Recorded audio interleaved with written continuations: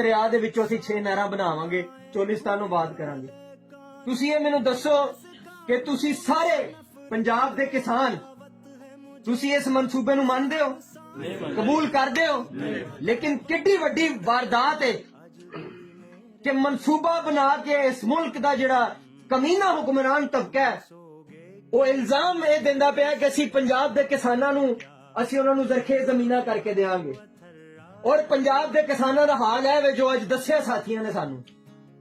ਤੇ ਹੁੰਦਾ ਕੀ ਹੈ ਕਿ ਜਿਹੜਾ ਆਮ ਸਿੰਧੀ ਹੈ ਉਹਦੇ ਦਿਲ ਤੇ ਦਿਮਾਗ ਦੇ ਵਿੱਚ ਗੱਲ ਪਾਈ ਜਾਂਦੀ ਹੁਕਮਰਾਨ ਤਬਕਾਤ ਦੀ ਤਰਫੋਂ ਕਿ ਪੰਜਾਬ ਦਾ ਕਿਸਾਨ ਤੇਰੀ ਜ਼ਮੀਨ ਤੇਰਾ ਪਾਣੀ ਲੈ ਚੱਲਾ, ਜਬਕਿ ਹੁਕਮਰਾਨ ਤਬਕਾ ਕੀ ਕਰਦਾ ਪਿਆ ਕਿ ਚੋਲਿਸਤਾਨ, ਮੇਰੇ ਸਾਥੀ ਨੇ ਕਿਹਾ 60 ਸਾਲ ਲਾ ਲਏ ਉਹਨਾਂ ਨੇ ਹਿੰਦੁਸਤਾਨ ਵਾਲਿਆਂ, ਆਬਾਦ ਨਹੀਂ ਕਰ ਸਕੇ ਜ਼ਮੀਨਾਂ। ਤੇ ਭਾਈ ਅਸੀਂ ਕਿੱਥੋਂ ਉਤਰੇ ਆ ਜਿਹੜਾ ਅਸੀਂ ਕਰ ਲਾਂਗੇ ਔਰ ਕਨਾਲਾਂ ਦੇ ਨਾਲ ਕਰ ਲਾਂਗੇ। ਔਰ ਉੱਥੇ ਇੱਕ ਬੰਦੇ ਨੂੰ ਇੱਕ ਸਰਮਾਇਆਦਾਰ ਨੂੰ 5,000 ਏਕੜ ਜ਼ਮੀਨ ਦਿੱਤੀ ਜਾ ਰਹੀ ਹੈ। ਇਹ ਕਿਹੜੀ ਕਾਰਪੋਰੇਟ ਫਾਰਮਿੰਗ ਹੈ?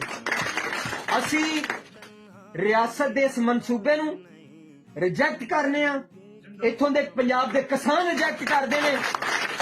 ਔਰ ਅਸੀਂ ਇਹ ਅੱਜ ਐਲਾਨ ਕਰਨਾ ਚਾਹੁੰਦੇ ਆ, ਕਿਸਾਨ ਜਿਹੜੇ ਸਿੰਧੀ ਕਿਸਾਨ ਨੇ ਉਹਨਾਂ ਨੂੰ ਦੱਸਣਾ ਚਾਹੁੰਦੇ ਆ।